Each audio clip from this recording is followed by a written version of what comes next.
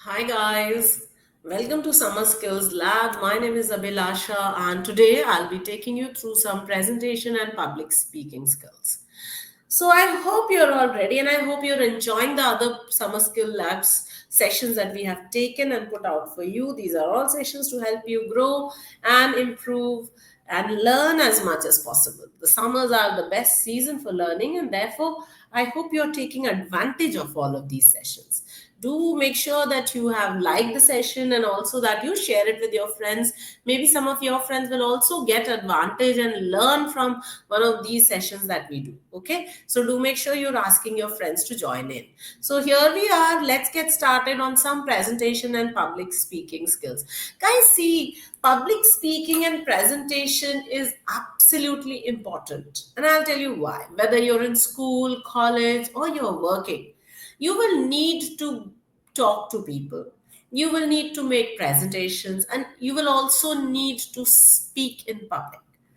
Sometimes more, sometimes less, but all of these will be an integral part of your lives. So therefore, if you are able to hone these skills and make them better, you're going to fare better in all the spheres of your life, whether it is school, college, or work.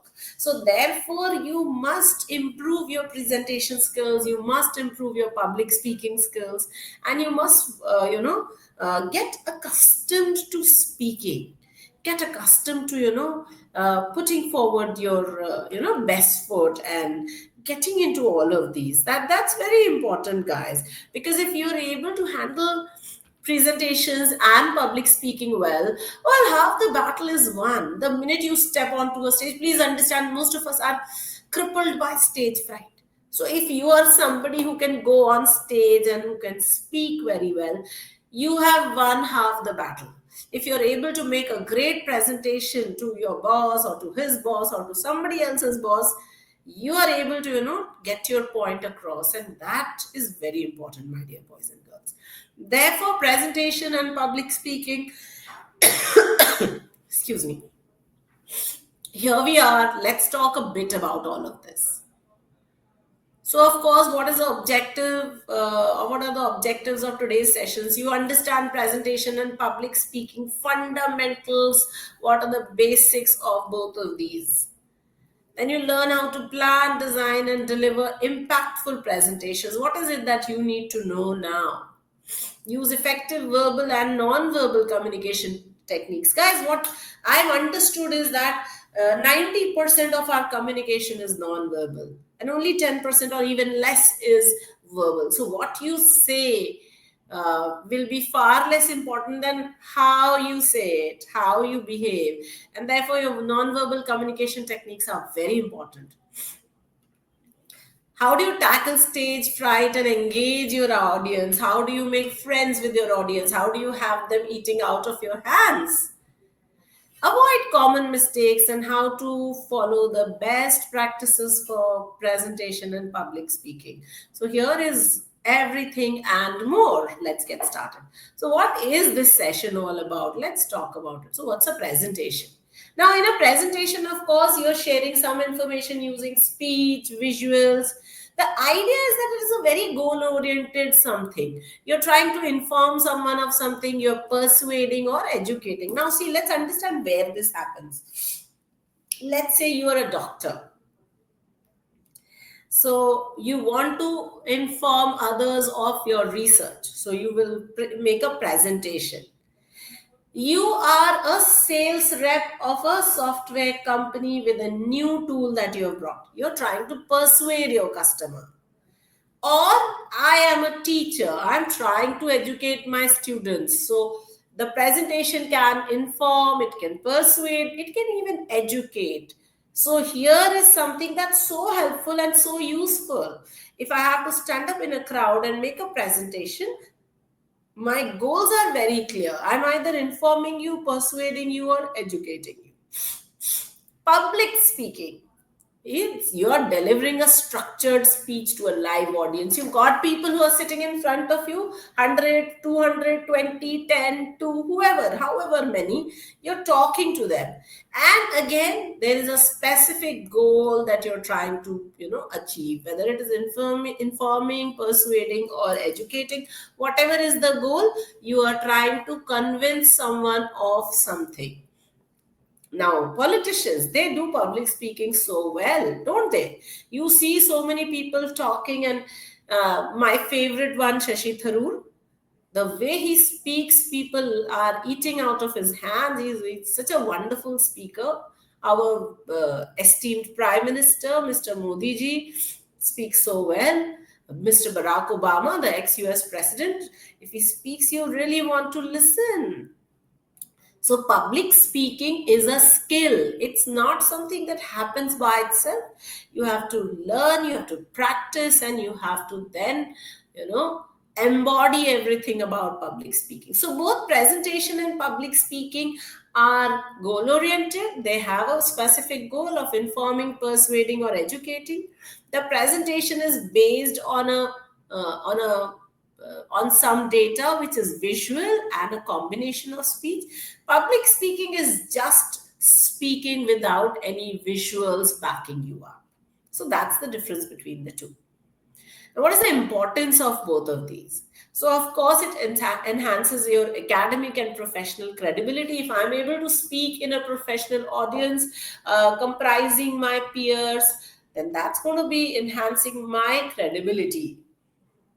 It builds confidence and communication skills. Public speaking, presentation, when you step onto the stage, you do have the confidence, you do have communication, and those are enhanced also the more you do it.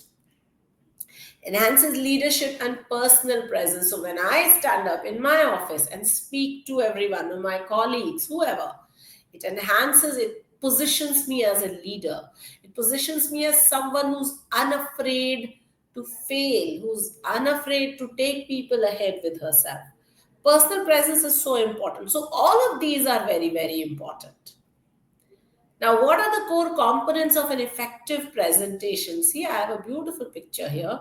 See this young man who's making a presentation. People are asking him things here in this picture. Now, number one, there has to be a very clear outcome. What is it that you're talking about? What is the goal of this?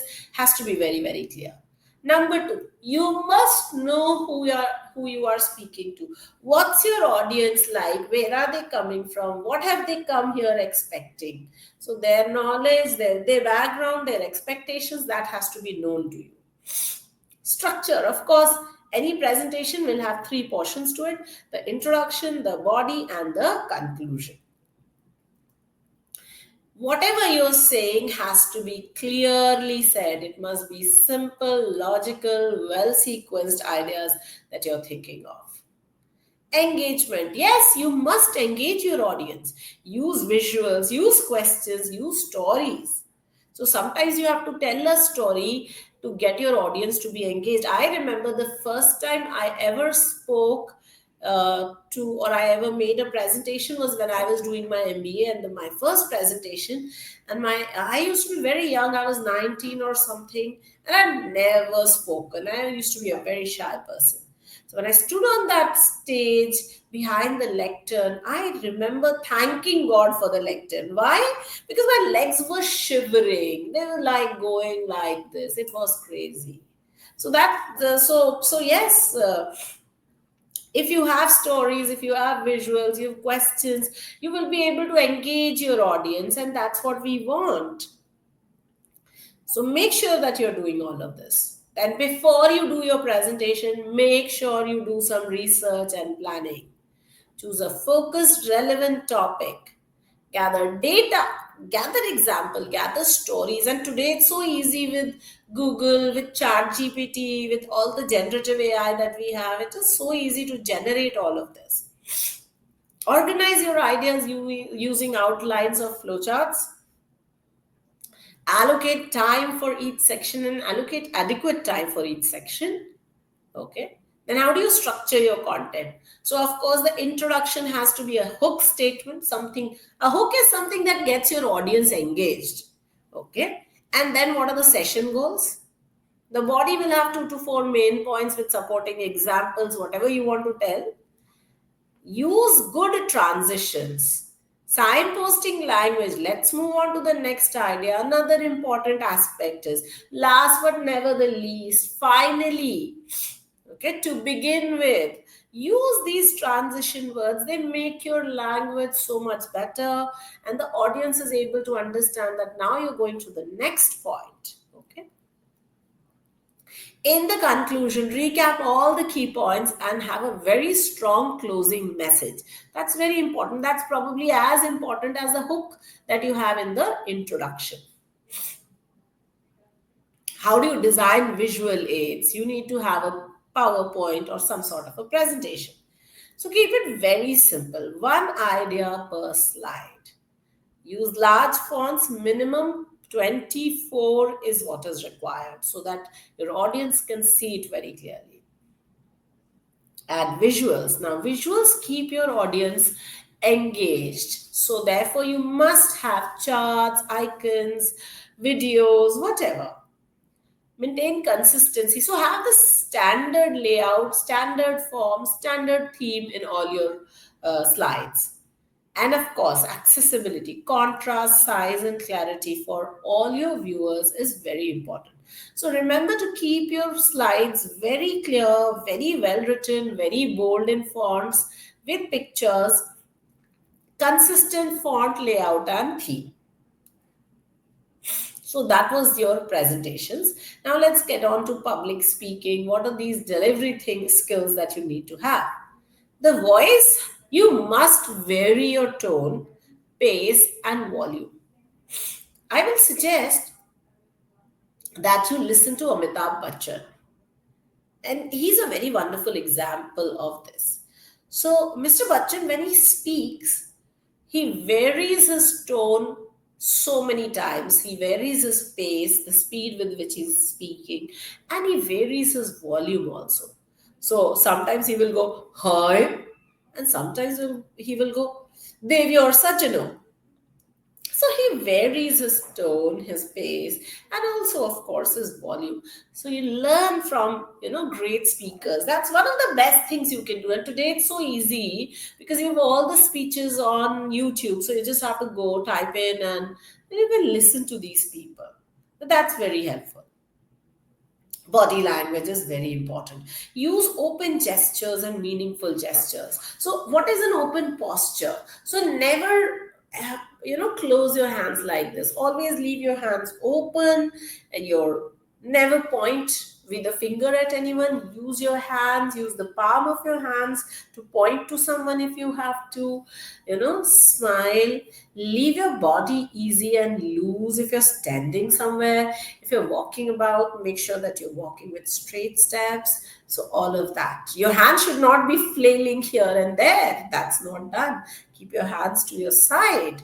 If you're sitting in a place and you have people sitting this side and this side, don't crash your hands into their bodies. So keep your hand limited. Ideally, the best, the space for a person is just this much space. So when you extend your arms outwards, this is the space that is yours.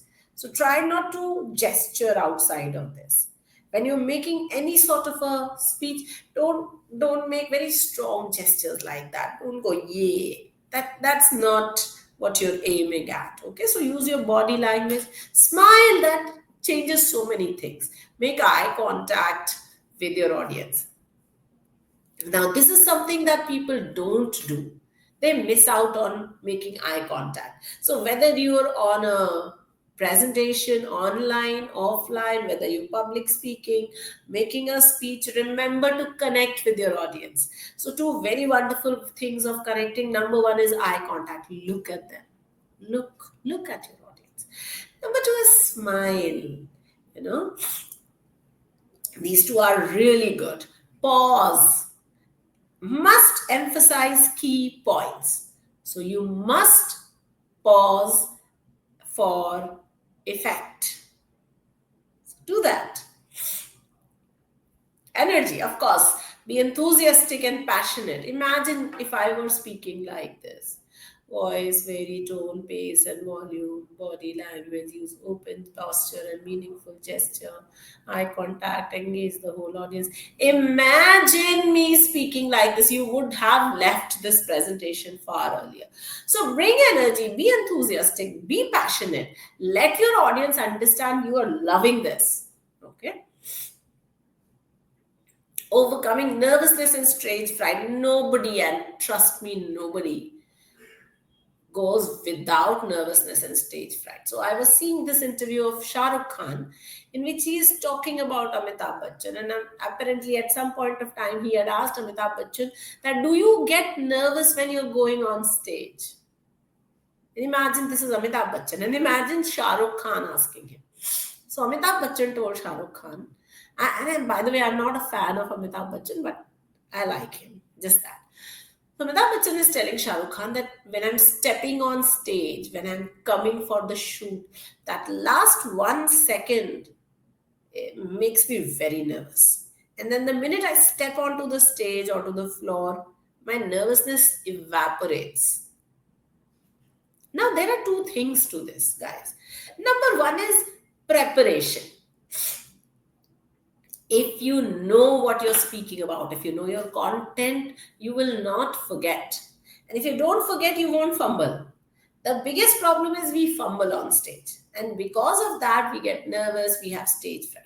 Everybody has that one little bit of stage fright, but that goes when you know your content well. So know your content well. Number two, visualize. Before you step onto stage, you tell yourself, okay, this is going to be the most amazing speech that I'm going to give, most amazing presentation that I'm going to give. So that's important. And this is something that, I don't know, maybe Swami Ramdev will tell you. Breathe. Take deep, slow breaths to relax. Do a slow breathing exercise before you step onto the stage. All of this is very important. And all of this helps. And I'll tell you one thing that I have used and used very well. So instead of looking into people's eyes, if you sort of look at their forehead, or their chin, so it appears as if you're still talking to them, but you're not really looking at them. So that also makes that nervousness and stage fright go away. Okay, so that's something that you can do. Positive self-talk. Tell yourself, I can do it. So important. Practice in stages. So instead of taking on an audience of 1 lakh people all at once, maybe you could start with your father and your mother. Practice with them. Then have the entire family. Then have your friends. And then you could just go out and conquer the world. How do you engage your audience? So audience engagement is simple. You got to connect to them. Right? Remember, in comedy, the most fun that the audience has is when the question answers are going on, right? When crowd work is happening, audience is engaged. So you ask questions. The minute you prompt thoughts without expecting answers, you ask.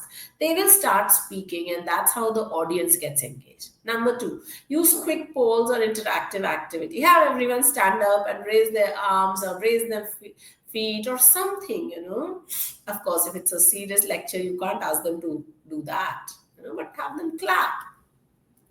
Share relatable examples. Give them examples that they would understand. Adjust your tone or content based on audience response. So if your audience is not clapping to a joke, you need to change the joke. Okay? Or you need to have another joke ready. So therefore, adjust your tone, adjust your content based on the audience. Also, sometimes the same topic, if you teach to, let's say, class 5 children and you're teaching to class 10 children, the language, the style, the depth of the topic will be different. So you keep that. So adjust your content based on what your audience is. Some common mistakes and final takeaways. So avoid reading the slides word for word. Do not have words like okay, then, please minimize fillers. Stay aware of your audience feedback. Look at them if they're happy, they're unhappy, they're nervous, they want to leave, all of that. Manage your time well. Begin strong and end stronger. The end has to be very interesting. So that's something that you'd remember. All right, guys, that brings me to the end of this session. If you have a question, you can always ask me. If you want to type in a question, you can put it in the chat box and our team gets back to you sometime or the other, okay, as soon as possible. Thank you so much. I hope this session was helpful. Do remember to hit like, share, and subscribe. I will see you on the other side.